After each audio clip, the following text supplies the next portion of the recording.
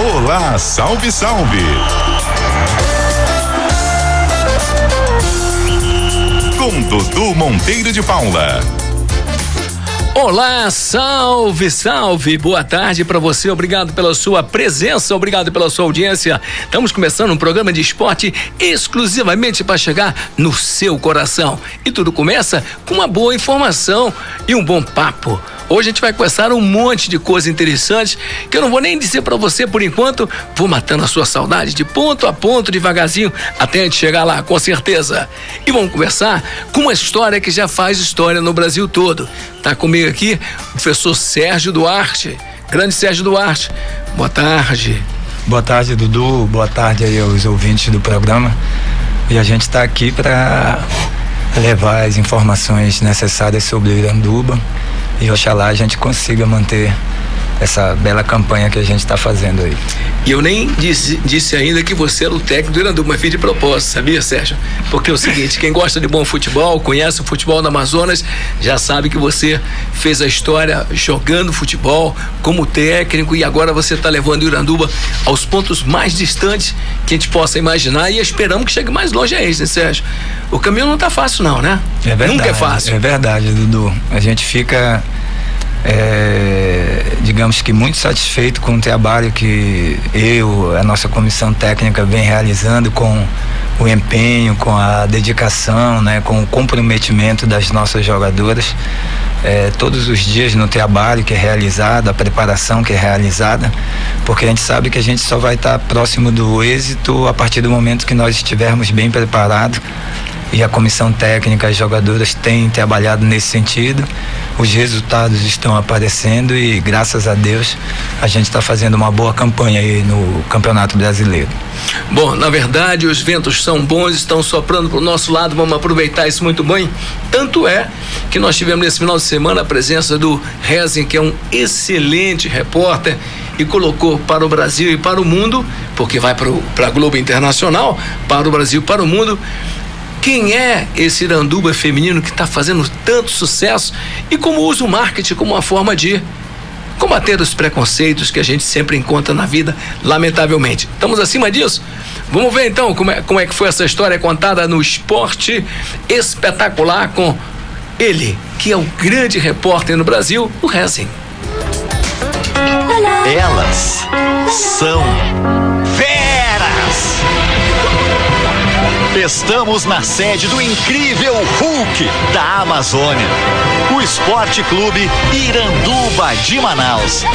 Mas semelhança com o super-herói não é só a cor. As mulheres também são incríveis. O Hulk da Amazônia, Iranduba, o melhor time do Brasil. É um time que tá dando alegria, pelo menos aqui em Manaus está ganhando os homens. No Campeonato Brasileiro de Futebol Feminino, já são 8 vitórias em 9 jogos. Para ficar forte, o Hulk das telas precisa ser irritado. O da Amazônia, ser valorizado. Alojamento, alimentação toda gratuita, a cozinheira faz almoço, café e janta, tem convênio médico também e tem a bolsa da faculdade, que também é muito importante. A média salarial das jogadoras? Em torno de R$60 mil a folha, a média fica entre R$2 a R$3 mil por mês. Imagine 28 meninas morando juntas. Virou coral.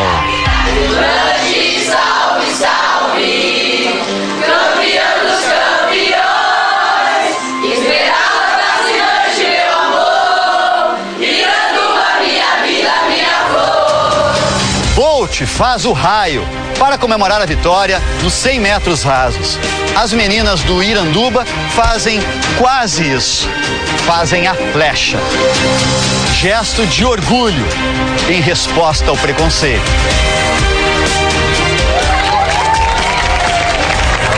Ano passado, quando a gente foi jogar em Araraquara contra a equipe do Ferroviária, a gente saiu pro aquecimento, o torcedor começou a gritar índio, chamando a gente de Índia. Aí simplesmente, ao decorrer do jogo, quando a gente fez gol, a gente foi pra torcida, mirou pra eles e fez a flecha. A comemoração em homenagem aos índios da Amazônia virou uma grande diversão após os gols do Iranduba. Mas em campo não tem refresco do Iranduba para o esporte. Tem talento, habilidade da Jennifer. Dribles da camisa 10 Mica, de apenas 16 anos. E uma troca de passes para deixar as adversárias sem ter o que fazer.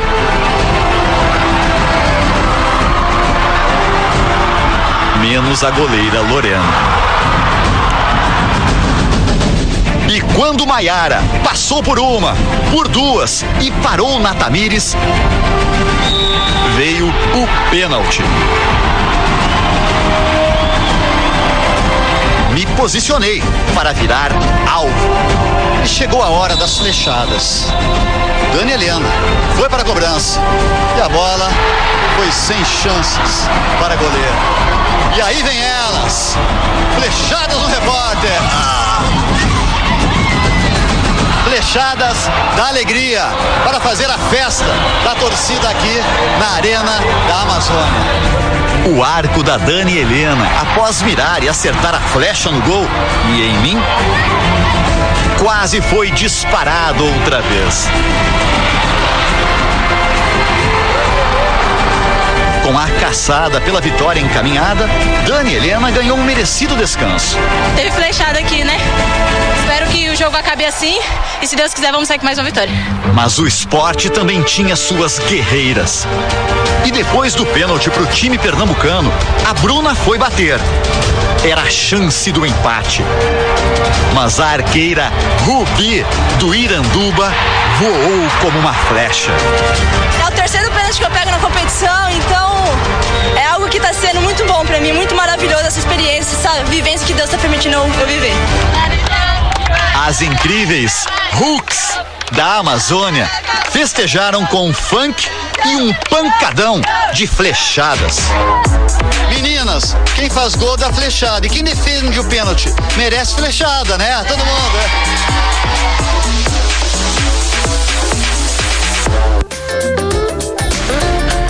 Olha só, hein, Serginho. Aí fica uma pergunta, Serginho. A goleira, além da intuição, ela treina muito porque ela está se tornando a goleira pegadora de pênalti do futebol feminino brasileiro. As pessoas já estão começando a dizer, olha, não adianta pênalti que ela pega.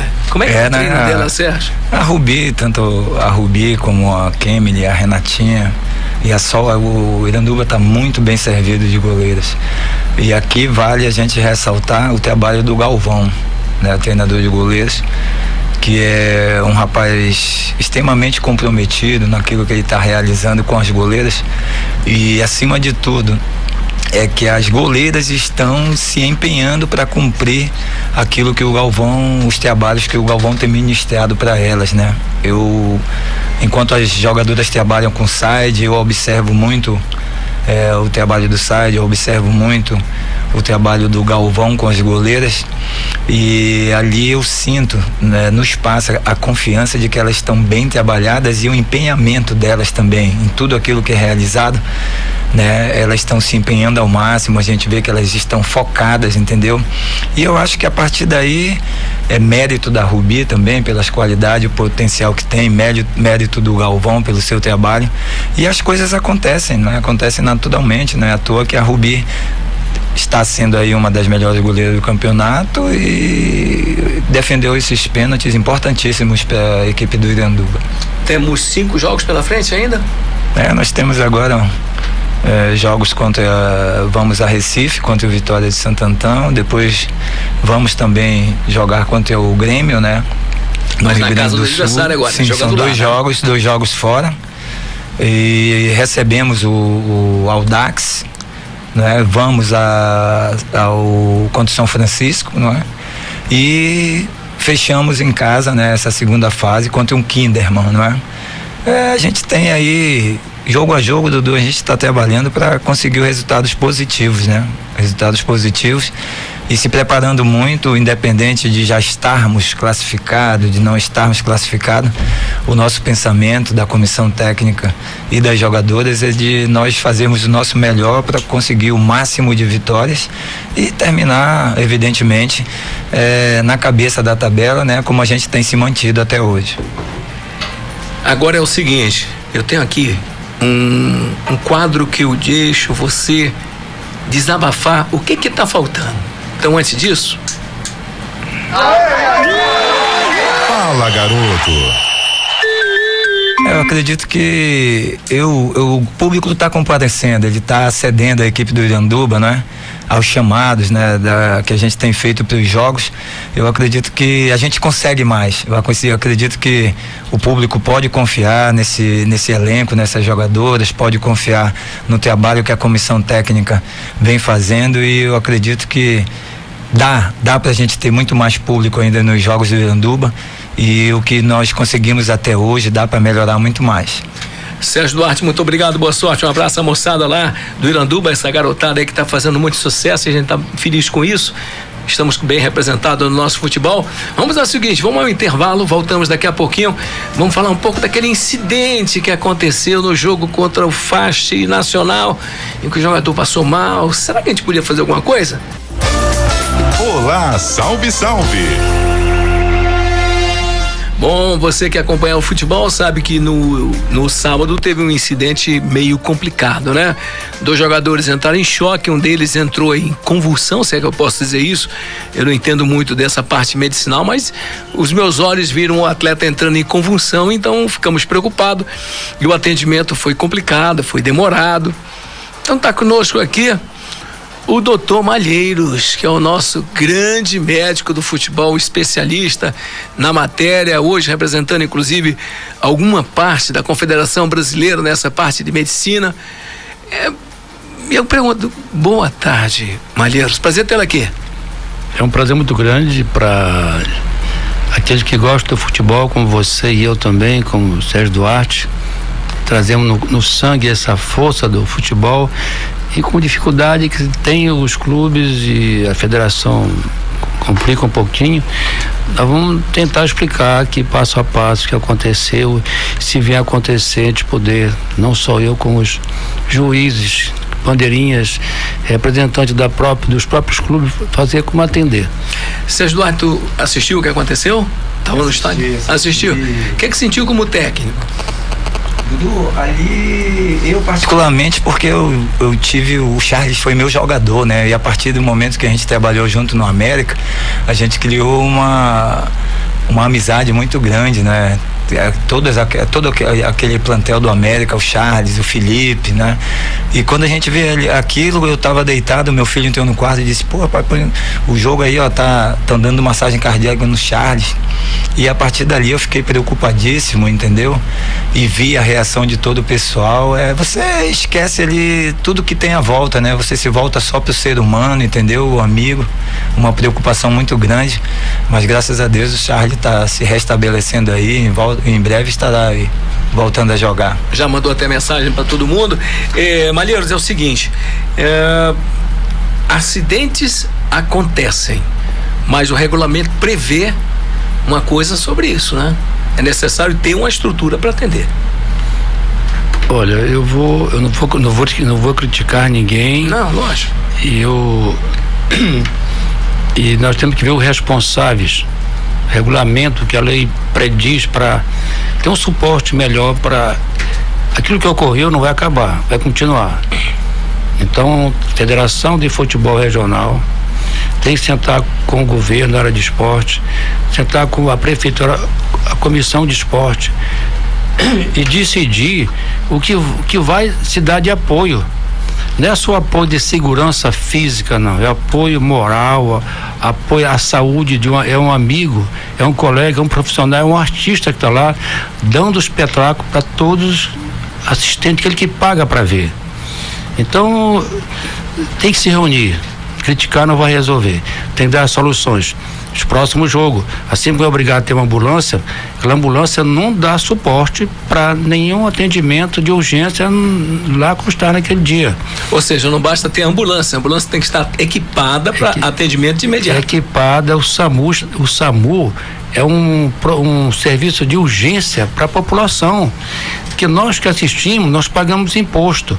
O jogador ele paga o imposto.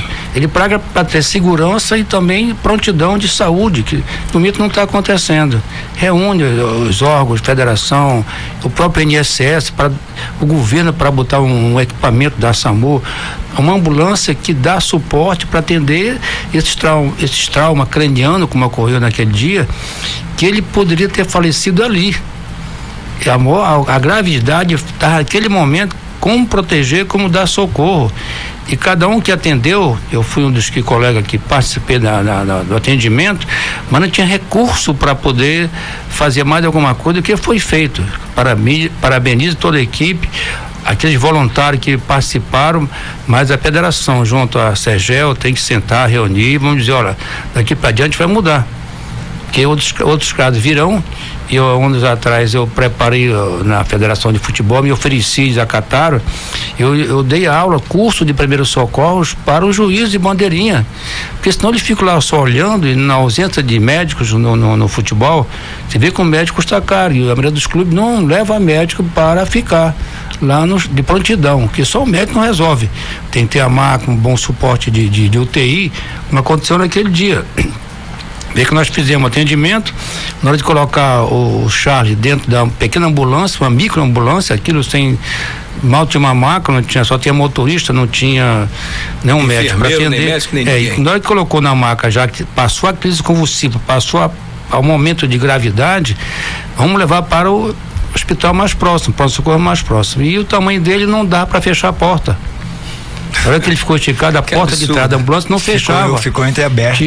Graças a Deus é que ele conseguiu, nós conseguimos dobrar a perna dele, o joelho, e jogar na ambulância e fechar. Mas no caminho abriu e ele foi aberto até chegar ao hospital, porque do tamanho dele, né?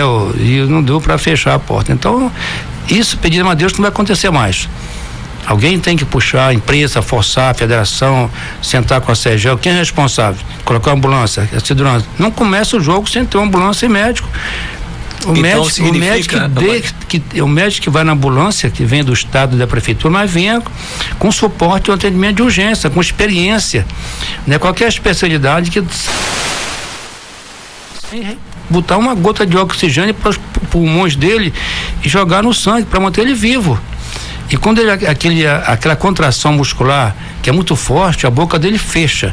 Ele passa a produzir muita secreção. Se você não tiver cuidado, ele morre sufocado, asfixiado. A minha preocupação naquele dia é que ele tivesse uma parada respiratória, logo a seguir uma cardíaca. Então, é bom alertar os colegas, quando acontecer um caso desse aqui, a primeira coisa é botar ele lateral. Não pode forçar ele, deixar de fazer aquela contração, não. Botar de lado, deixar a secreção sair pelo lado para evitar morrer asfixiado. Um afogamento. Ele, como é um atleta volumoso, né, muito forte, ele deve ter a nossa capacidade de pulmão de oxigênio é em média 4-5 litros. Como um bom atleta como ele deve ter uma capacidade de oxigênio de 6 litros. Então deu para aguentar mais de 1 minuto, que ele passou mais de 1 minuto em crise convulsiva. Você vê que ele contraía um músculo e relaxava, é tão rápido esse movimento de relaxar e contrair, que ele fica duro. Os olhos ficam para cima, né? Ele perde a consciência, ele está totalmente inconsciente ali. Bom, e isso pode haver sequela. Esse tempo que ele demora sem botar oxigênio, ele pode ter uma sequela futuramente motora, para ficar como ficou aquele treinador do Vasco, que demorou a ser atendido e operado. Ali foi um problema de isquemia, mas o momento foi bem doloroso, a torcida gritando, todo mundo quer ajudar, e graças a Deus, porque eu não sou médico de clube, eu não posso, sou médico da CBF, e às vezes eu fico lá junto com o juiz. Você vai porque você gosta de futebol. Eu fico lá no juiz, a federação pede, eu fico lá como voluntário, né? Fico lá na emergência, eu entro, na emergência eu vou para um lado ou para o outro. Então eu já faço, deixo ficar na minha casa, às vezes eu vou lá para a torcida, mas rolou um acidente, eu tenho que descer para atender. Então, mas não pode ficar assim, não. A federação tem que botar a cabeça no lugar, a Federação de Futebol, junto com a Sergel, chamar lá o Fabrício, vamos ver que é responsabilidade. Porque não é só os jogadores que estavam expostos a essa situação. Também, antigamente, no Vivaldão, tinha um posto, que eu trabalhei muitos anos, um posto dentro para atender os próprios torcedores. Como é na Copa do Mundo, na Copa do Mundo, Campeonato Brasileiro, qualquer estádio. Maria, deixa eu fazer uma pergunta que é importante agora dentro já de um outro esquema interessante. Você eu estava falando da Gorinha, tem assistido os jogos do Iranduba feminino? Todos. Só quando estou viajando não vou, mas todo jogo eu tenho assistido. Eu estou orgulhoso.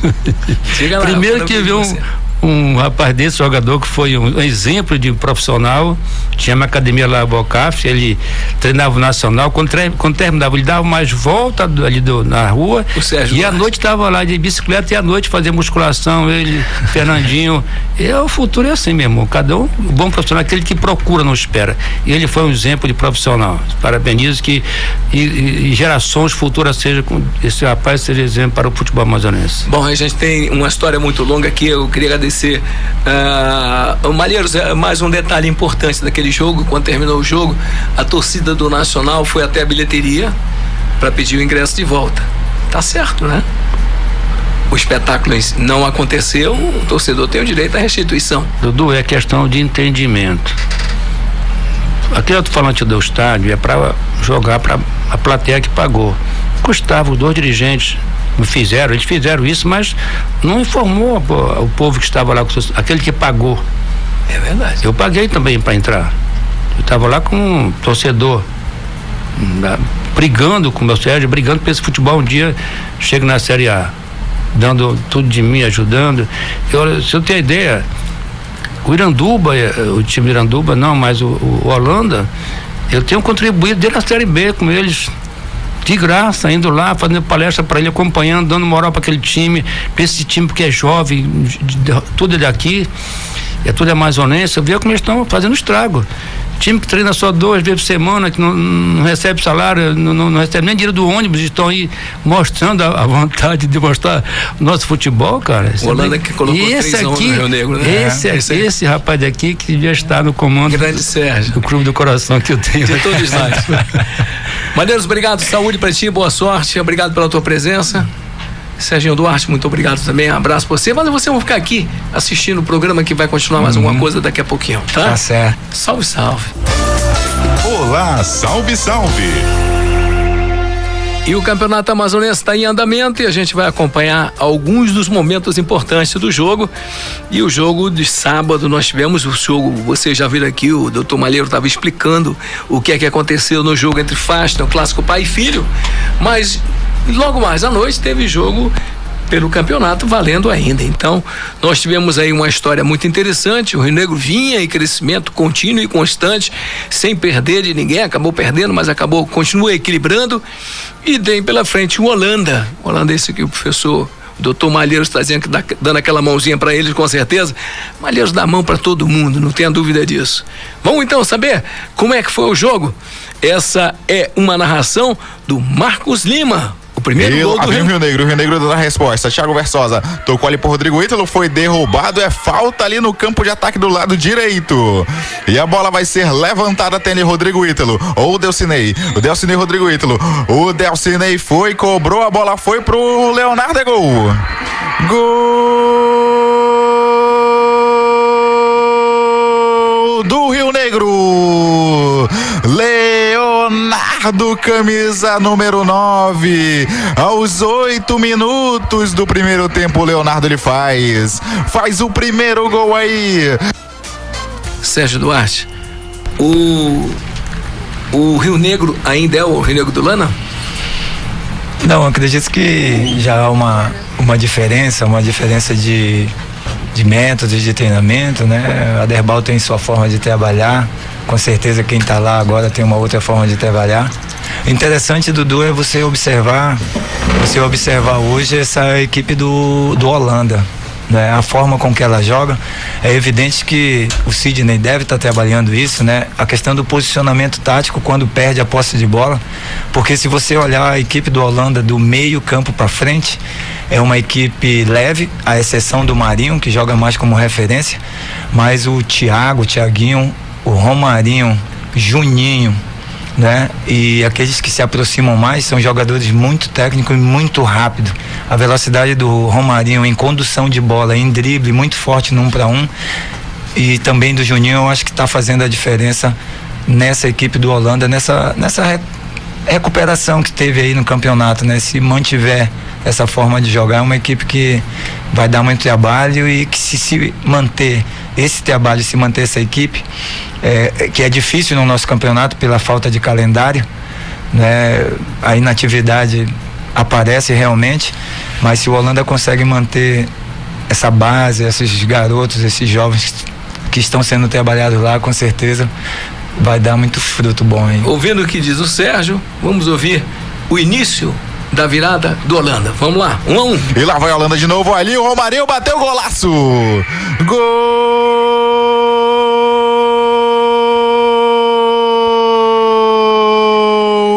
do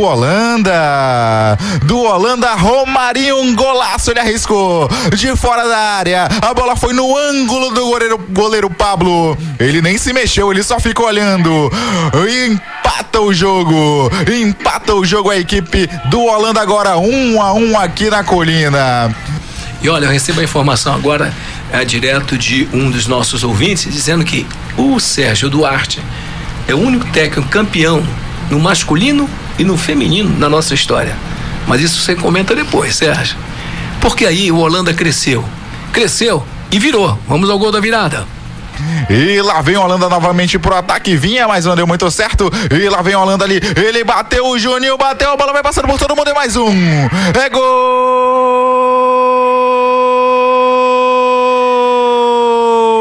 do Holanda. Juninho faz o segundo, ele veio ali pelo lado esquerdo de ataque, chutou rasteirinho, cruzado, o goleiro Pablo ficou só olhando e a bola foi morrer no cantinho, é o gol da virada, é o gol da saída da zona de rebaixamento do Holanda. E o Holanda não ficou satisfeito não, foi para mais um. Vamos ao terceiro gol. E lá vem a Holanda no contra-ataque, o Romarinho puxou, a zaga bateu e é mais um. Gol! É do Holanda! 48 minutos do segundo tempo, o Holanda mata o jogo com o Romarinho. Ou seja, você teve então, com o resultado desse jogo, o Romarinho, como disse muito bem ao Sérgio Duarte, consegue fazer uma boa apresentação. Então cadê o Romarinho? Vamos ver o que é que ele vai falar pra gente lá. A equipe tá de parabéns, né, pela sequência de jogos que vem fazendo. Vitória, faz parte do campeonato. O jogo foi bom, sabemos que mas isso a gente deixa pra fora de campo e tomamos o primeiro gol ali que no começo do jogo, mas a equipe não se abalou com o gol. Graças a Deus no final conseguimos sair com a vitória. Ter feito os gols, isso é mais importante, quem ganha é a equipe, é o grupo, estão todos de parabéns, é isso aí. E é isso aí, Gabriel Mansur, valeu, estamos aí para o programa. Olá, salve, salve, Dudu. Marcos Lima reportou. Holanda 3, Rio Negro 1. Olha, faz parte da história, vamos continuar. Já está conosco aqui o professor Ader Maulana, que ele vai falar daqui a pouquinho. Ele está ouvindo a conversa porque ele vai participar daqui a pouco com a gente sobre tudo isso. O segundo jogo, nós tivemos o Manaus, que também está no crescimento, né? E, meu Deus do céu, 3-0 em cima do São Raimundo. Vamos aos gols do Manaus? Vamos ao primeiro. E lá vem a bola ali, o cruzamento, ali o Wanderlei, gol! Gol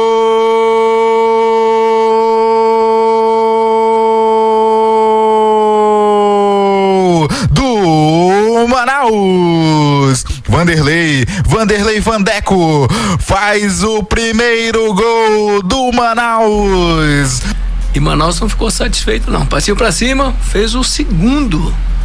E lá vem novamente ali o Manaus, ali a bola vai ali, não sei quem vai levantar ali, pegou ali o Binho vai receber sozinho, vai deslocou, bateu e é gol. Gol!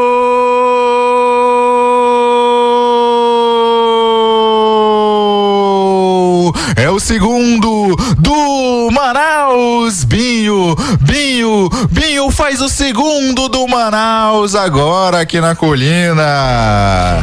E olha, para passar a régua, Manaus ainda fez o terceiro. Vamos lá, Marcos. E lá vem de novo ali o Manaus, ali o Delric, ele vem ali, vai cruzar, ele cruzou pro Vanderlei, o Vandeco vai fazer gol.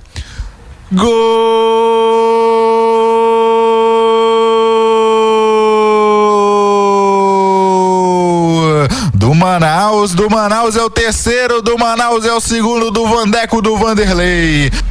Bom, eu quero lembrar você que está acompanhando a nossa narração, você sentiu pouco público, né? É porque a nossa realidade é essa, tem pouco público no estádio, especialmente no sábado, né? No final do dia, sábado, no início da noite. Nosso futebol precisa modificar muita coisa, mas no nosso futebol tem uma coisa que eu acho muito legal, que é o grande Aderbal Holanda. Aderbal Holanda tem sido a nossa história, do nosso futebol, mostrou nossos momentos felizes. Se eu estiver errado, o professor Holanda está aqui comigo, ele pode até me corrigir, mas o Holanda, quando foi lá no Rio Negro, tirou da Série B, colocou na Série A. E aí, resolveu dar uma voltinha lá no Nacional. Deixou o Nacional numa boa. E deu um pulo, e agora já está colocando Manaus de novo. O Manaus consegue fazer aí uma virada, já está entre os quatro, e tem mais. Segundo o professor Aderbal Lana, né? Deixou chegar, vai dar trabalho. Lana, boa tarde, prazer tê-lo aqui com a gente. Boa tarde, Dudu, boa tarde, ouvintes da CBN. O Sérgio está aqui presente, doutor Malheiros é outra pessoa também que é um dos baluartes aqui do nosso futebol, né? Sempre esteve presente. Prazer muito grande estar aqui com vocês, Dudu, e todo o pessoal da sua equipe. Dudu, ano passado eu assumi realmente o Rio Negro, mas já assumi depois que ele tinha saído da Série B, né?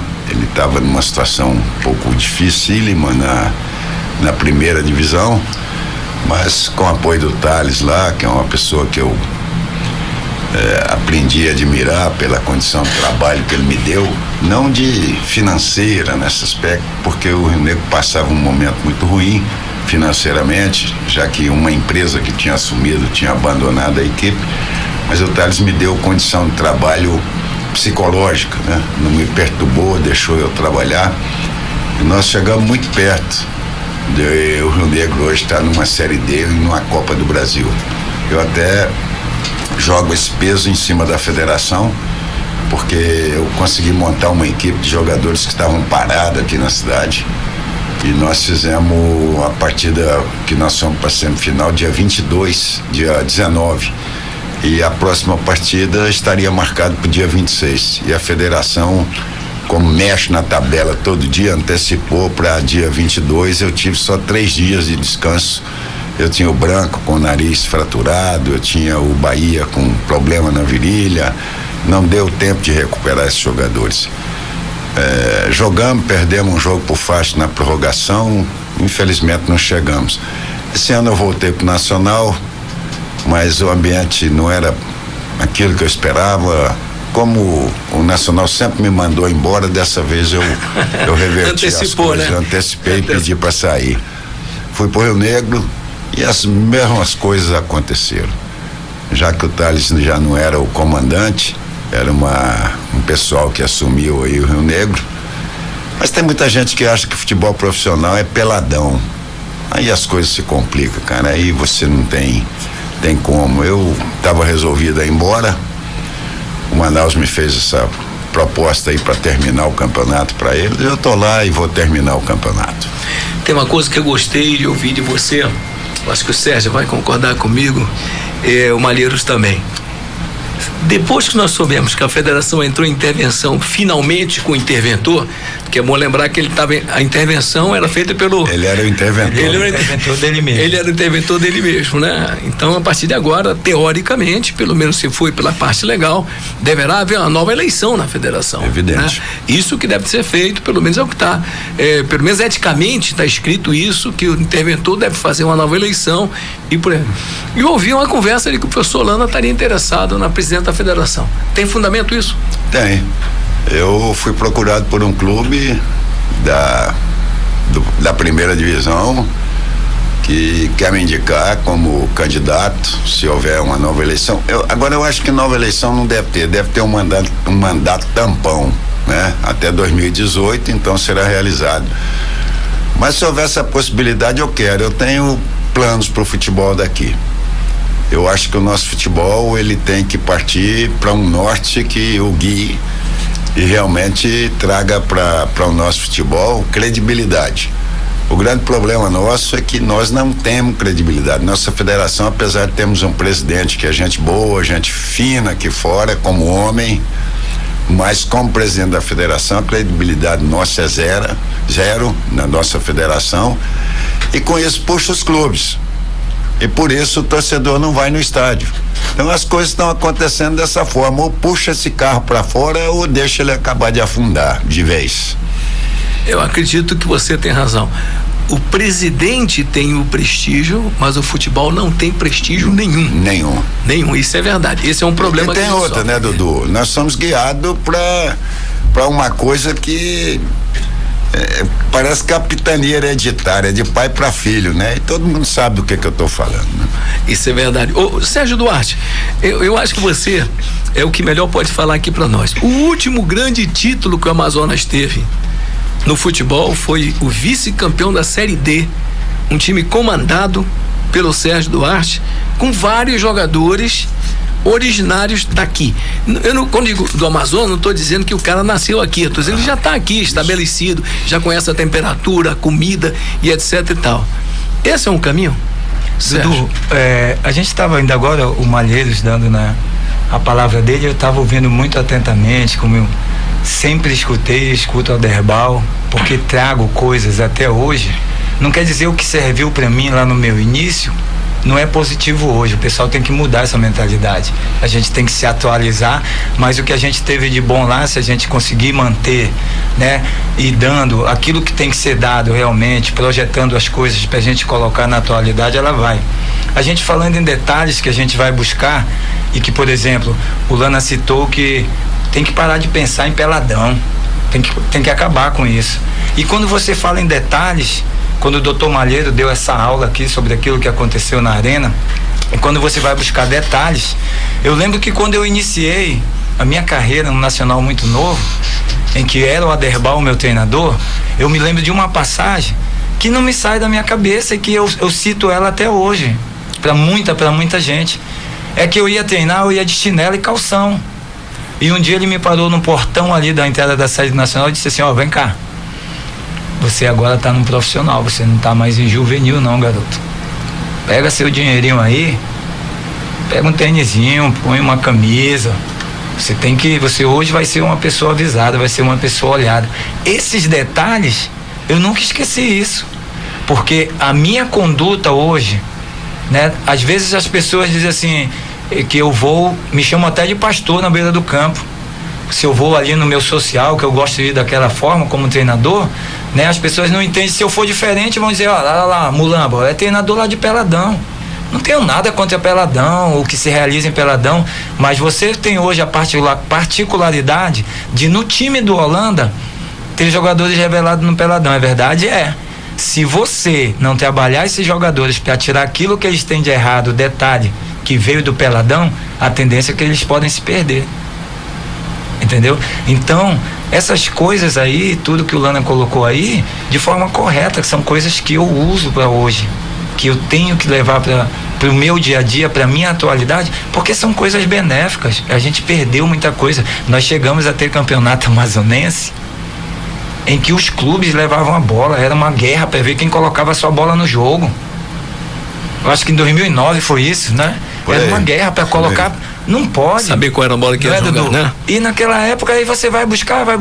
Por exemplo, hoje eu tô aqui, a nível nacional eu tive um êxito. O Aderbal teve um dos grandes êxitos com o São Raimundo. O Malheiros teve grandes êxitos também nos clubes. A gente não pode dizer que nosso futebol, né? Que a nossa história do nosso futebol não tem grandes êxitos a nível nacional, porque tem. Né? Agora falta o reconhecimento, e quando se falta o reconhecimento, se falta o projeto, se falta uma coisa programada, como a gente está conversando aqui, aí as pessoas acham que não tem nada, quando na realidade tem uma história muito rica atrás de um futebol que infelizmente hoje está nessa situação. Bom, o Sérgio deu uma deixa muito legal que eu vou perguntar ao Lana. Então posso dizer que no Amazonas é o seguinte: o cara gosta do futebol, mas o futebol profissional é desorganizado. Mas, Dudu, não é só o futebol profissional que é desorganizado, ele é um futebol carente. Eu só te dou um exemplo, o seguinte: antes da Copa do Mundo, nosso futebol estava carente, pobre e em dificuldade. Mas nós tínhamos um público ainda, pouco, mas tinha. Eu me lembro que em 2011, por aí, a gente disputou campeonatos final lá contra o Princesa, 2010, se não me engano.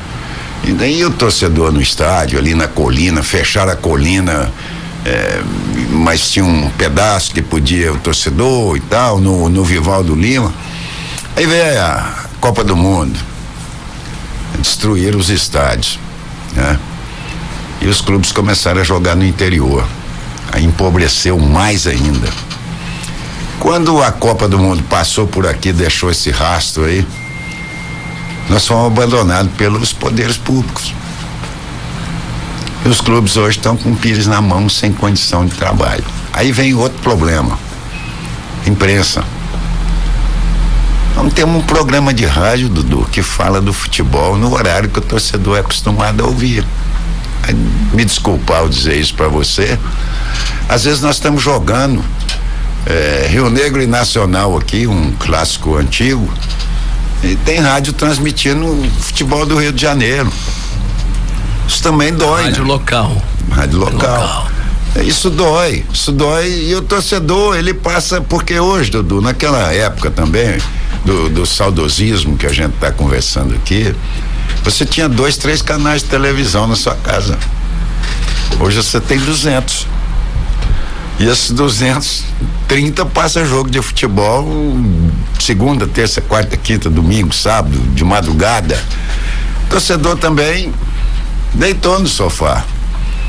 E nós perdemos a credibilidade perante esse torcedor através da federação, porque começou através da federação. E as coisas foram ficando. E para matar ainda mais, Dudu, depois de tudo que o São Raimundo conseguiu, veio o América. Quando ele chegou, nós fomos tirados. A própria federação tirou. Então, aí o torcedor realmente corre, cara. Aí o torcedor realmente corre do campo. Agora o torcedor gosta. A gente espera que no futuro bem próximo aí a gente possa estar numa situação melhor, né? Porque aí, Dudu, o campeonato, por que o nosso campeonato hoje está melhorando? Porque o Nacional perdeu o poder financeiro. É isso mesmo. O Nacional gastou, pelo que me passaram, eu não estou aqui afirmando, 5 milhões de reais o ano passado. O Nacional contratou 65 jogadores e depois mais um time lá do Acre. Entendeu? E não chegou a lugar nenhum. Hoje está disputando uma vaga para ir para a Série D o ano que vem. Então isso, se conseguir, né? Se conseguir. Então os times estão mais ou menos parelho hoje. O Nego montou, para mim era a equipe que ia ser campeão, isso é tranquilamente uma bela de uma equipe, o Rio Negro. E começou a cair agora, não sei porquê, porque eu não estou lá dentro, né? Não, você tem uma boa equipe. Isso que o Sérgio está falando aí, eu comentei no dia que nós ganhamos do São Raimundo. O time a ser vencido hoje é o Holanda. Apesar de ter perdido de 4-0 lá em Itacoatiara, mas é um time hoje que está certo dentro do campo. Não é porque tem jogadores daqui, jogadores de qualquer lugar jogam futebol. Então as coisas têm caminhado por esse lado. É meu adversário amanhã, né? Fiz um treinamento tático hoje, mapeei o time do Holanda e espero que eu possa ter entendido a forma que estão jogando. Lana, você que está em casa, quiser participar do nosso WhatsApp, 981158557. Vou repetir para você o WhatsApp, 981158557. Agora eu vou botar para todo mundo aqui. Uau! O São Raimundo, em 100 anos, pela primeira vez, cai para a Série B do Amazonense. O que é que passa no coração? Vamos começar com o Lana aí, rápido. Bem rapidinho, Lana. Tristeza. Mas eu fico satisfeito por causa daqueles cupim que apareceram lá, na minha época, que a gente tinha uma organização muito grande dentro do São Raimundo, era um time altamente organizado. Tinha um campo ruim de treinamento, mas era nosso. tinha um patrocínio de uma grande empresa de material esportivo, tinha um lugar que esse material ficava, tinha quem comandava aquilo lá, eu comandava dentro do campo, o Ivan comandava fora. E as coisas funcionavam. Aí quando começou a ver o Vivaldão de 20 mil para 50 mil, 60 mil pessoas, os cupim aparecem, né? Para não falar outro nome. Então, até eu convoquei eles agora para voltar agora. Voltem agora, vamos lá. Vamos agora e começa São Raimundo novamente. Esse é o meu sentimento. Sérgio, você vê o time do Amazonas centenário, né? Passar por esse vexame. É tristeza, né? Mas, Dudu, é tipo assim, você paga por um início de erros, né? Um acúmulo de erro. E, nomeadamente, o que levou o São Raimundo hoje a essa situação, acredito que foi o que aconteceu no início lá. Com todo respeito aos jogadores que vieram e que jogaram Copa do Rio, tiveram um bom desempenho, eu acho que quem estava na diretoria, quem estava à frente lá, foi um pensamento, um projeto totalmente equivocado. O São Raimundo poderia ter montado um outro plantel. O Lana pegou o Rio Negro, onde era que estava o Rodrigo Ítalo? Onde era que estava o outro jogador, um branco? Né? Onde era que estava, por exemplo, o Bahia? Pega os caras, dá condição para eles trabalhar, põe os caras na mão de quem sabe trabalhar, uns caras que tu vai fazer assim, pega uns caras, a gente pode citar, por exemplo, na época do América, onde era que estava o Rondinelli, onde era que estava o Jefferson Fofão, né? Vem cá, vai trabalhar comigo, mas pô, vamos cumprir aqui, vamos ter comprometimento e tudo, e tu consegue a coisa ande, né? Aí o cara achou que, pegando lá uma garotada lá do Copa dos Rios, que ia servir para campeonato amazonense profissional, que tem gente que se engana achando que o campeonato amazonense de futebol profissional é um futebol fraco. É só se você for lá e não identificar e não tiver uma visão correta daquilo que está se passando em campo e daquilo que é feito, né? E a gente vai para aí. Olha, queria agradecer ao Alberto do bairro da Compensa, que mandou uma pergunta se o São Raimundo se transformou num peladão. Lana já respondeu isso com todas as palavras que você possa imaginar. Eu acho que está corretíssimo essa colocação. Eu acho que nós estamos fazendo aqui, estamos lavando a roupa para ver se alguém escuta e a gente possa participar para o nosso futebol, que disse muito bem. Eu fiz uma pesquisa pela ACLE, uma época dessa, com 25 perguntas, e todo mundo dizia: futebol é ruim, futebol da Amazônia não presta, não vale a pena. E a última pergunta que eu fazia: quantos jogos você viu do Campeonato Amazonense? A resposta é 100%. Nenhum. Então como é que você sabe que é ruim? Só você indo experimentar para saber se é verdade, senão Dudu, não vale a pena. Vamos lá, Dan, tem um tempinho. Viu, doutor, me desculpa aí que era a sua vez, mas eu só queria fazer um adendo aqui, o seguinte: quando tem Copa do Brasil, quem que vem aqui, ele leva resultado daqui fácil. Em 2013 eu cheguei quase entre os 4 da Copa do Brasil. É verdade. Agora, há poucos dias atrás, me roubaram lá na Bahia uma vaga contra o Bahia lá dentro, que todo mundo viu, foi transmitido pela televisão aí o jogo. E todo mundo que vem aqui pena. Nosso futebol não é fraco, nosso futebol hoje não tem público dentro do estádio. Muito obrigado, um abraço para vocês, saúde, obrigado Malheiros, obrigado Sérgio, obrigado Lana. Estamos de volta em qualquer momento aí. E vocês estão em casa, quando quiserem voltar, por favor, sintam-se à vontade. Obrigado. Os trabalhos técnicos, tivemos o Thiago Silva, na produção Alan Viana e direção regional de conteúdo Cristóvão Nonato. Obrigado, salve, salve. A gente volta, hein? Amanhã, tô aguardando você. Não deixa de vir não, hein? Olá, salve, salve. Com Dudu Monteiro de Paula.